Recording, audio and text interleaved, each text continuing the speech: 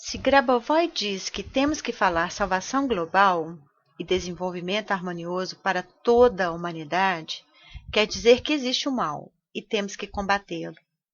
Essa é minha pergunta. Por que fazemos tudo isso se o mal não existe? Ok, vamos observar algumas palavras como por que combatemos, lutamos contra o mal. A palavra central é combater. Aquilo que estamos fazendo não é combater, não é uma guerra, porque assim como nós interpretamos, percebemos, isso se torna. Se nós pensarmos que isso é um combate, então será uma guerra. Mas se eu digo uma coisa ruim, ou quando algo nos faz mal, isso é mal. Uma das causas da existência do mal seria a falta de conhecimento, isto é, a ignorância. Sem querer, derrubamos um copo com água e a água escorre. Neste momento, temos duas escolhas: continuar olhando para o copo e para a água derramada e sofrer, ou pegar um pedaço de pano e limpar tudo. Nós sofremos quando não temos a possibilidade de corrigir a situação, mas quando sabemos resolver, é o que fazemos, resolvemos. Por que sofrer quando é possível muito bem resolver uma situação que não funcionou? Quando chega a nós o conhecimento de como resolver qualquer situação, o pensamento de sofrimento, a ideia de sofrimento deve sumir totalmente do nosso léxico e do nosso pensamento, porque sabemos como corrigir tudo. Mas até que aprendamos a técnica, é claro que acontece de termos problemas na nossa vida cotidiana. Mas não será a nossa tarefa passar toda a vida resolvendo problemas. Nesta técnica, o Grabovoi nos permite ver acima dessa visão do mundo, de maneira a não ser necessário mais resolver problemas. Devemos agir de outra maneira. Nós não resolvemos, mas sim construímos eventos na nossa vida. E os criamos da maneira que queremos que eles sejam criados.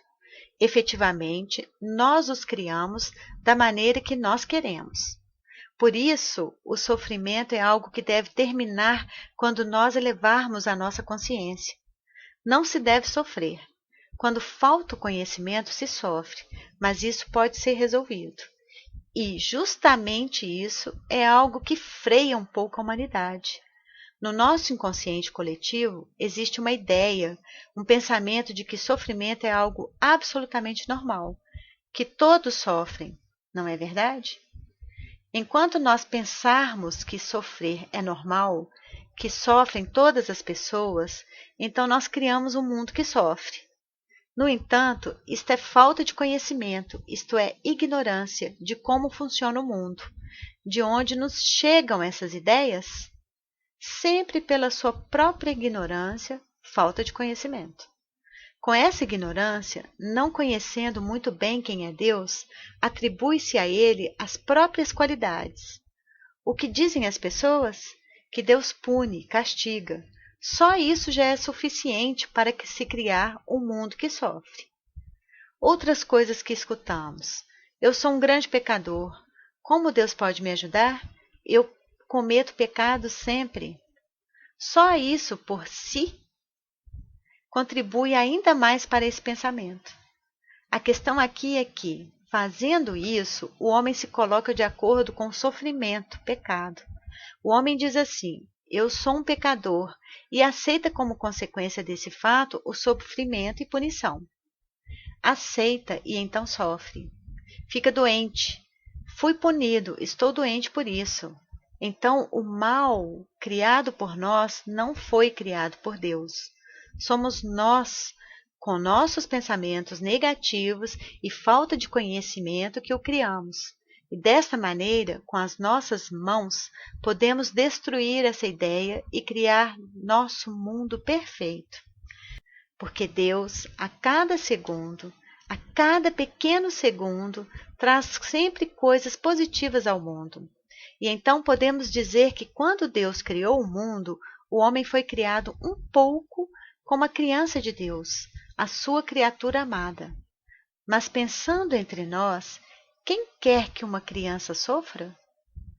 Deus jamais quis que seu filho sofresse. Deus criou todos nós para uma vida eterna e feliz. Cada um de nós possui um potencial. Devemos somente nos lembrar disso e aprender de novo. E é exatamente isso que estamos fazendo neste momento aqui. Quando aconteceu o primeiro fato mau sobre a Terra, existe um livro muito interessante de um padre norte-americano com o sobrenome Levi, Evangelho de Jesus Cristo, da época de Aquário. E este livro retrata muito bem a situação da qual estamos falando. Vou dar um exemplo. Ele diz que o mundo foi criado por Deus através da luz e do amor. E quando esse amor se materializou, ele tomou várias formas: cheiros, cores, flores, vários tipos de formatos. Tudo o que existe foi criado deste amor. Tudo isso é uma concentração do amor de Deus, uma concentração na prática deste amor. E como o homem tem a liberdade de escolha, o livre-arbítrio, ele aprendeu a mesclar estes elementos. Ele misturou essas formas, essas cores, esses odores, com várias coisas que foram criadas de maneira não certa. Praticamente, o mal é a falta de norma. Estar longe da harmonia? Por exemplo, pegamos algumas coisas que são muito úteis, como sal, açúcar, café, e mesclamos tudo. O que obteremos dessa mistura? Algo impossível de digerir. É exatamente assim que o mal se forma. O mal do ponto de vista da humanidade. Existe uma frase do Grabovoi que nem todos entendem. O amor deve ser exato, preciso. Como pode ser o amor preciso na medida justa? O amor é onipotente para nós, não é verdade? Para Grabovoi, o amor deve ser exato, preciso, na medida certa. Podemos decifrar de forma superficial essa frase, esse equilíbrio, essa quantidade exata. Um exemplo simples. A mãe ama seu filho tanto, tanto, tanto. O que acontece no final de uma situação como essa? Esse é um exemplo simples. O material é sempre o amor, que é um bem absoluto, mas no momento que é exagerado, se torna um mal. E assim, quando usamos algo, qual a quantidade certa? Deve ser preciso, justo. Para que o amor não se torne mal, devemos usá-lo de maneira correta e na justa quantidade. Devemos saber aprender a dosá-lo. Todos nós devemos ser livres, nos desenvolver em harmonia, todos nós. E se uma pessoa vive somente para os outros, faz tudo somente para os outros e se esquece de si mesma, isso também não é bom.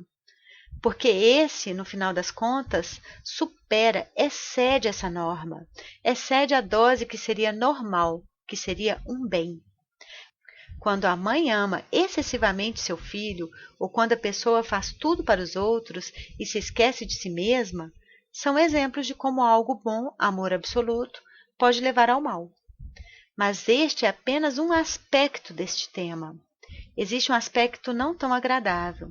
Se uma pessoa age sem harmonia, como poderemos sugerir a essa pessoa mudar? Nós observamos que uma pessoa está agindo de forma não harmoniosa. O nosso exemplo. Seria muito bom se a pessoa reagisse ao nosso exemplo, ou percebesse o nosso exemplo. Então, neste caso, a alma permite qualquer evento não harmônico na vida de uma pessoa para dar uma pista a essa pessoa que ela está errando de algum modo e que deve mudar os seus passos. Não se deve olhar essa situação como uma punição, castigo. Depois veremos detalhadamente sobre o ponto de vista do passado, presente e futuro e suas conexões entre si. Mas agora devemos acrescentar algumas coisas. Se nós nos colocarmos em uma situação onde qualquer problema que temos nos é dado somente para que possamos normalizar essa situação que nos foi dada como uma tarefa, nada mais que isso, Se nós levarmos para longe esses pensamentos de punição, que devemos trabalhar no nosso karma e todas essas coisas que são ditas, devemos de uma vez por todas jogar fora. Aí será muito fácil trabalhar sobre qualquer problema, situação e principalmente pilotar. Será muito fácil porque não teremos a sensação de culpa. Quando estamos na posição certa, na posição de compreensão, já essa posição por si só se torna pilotante.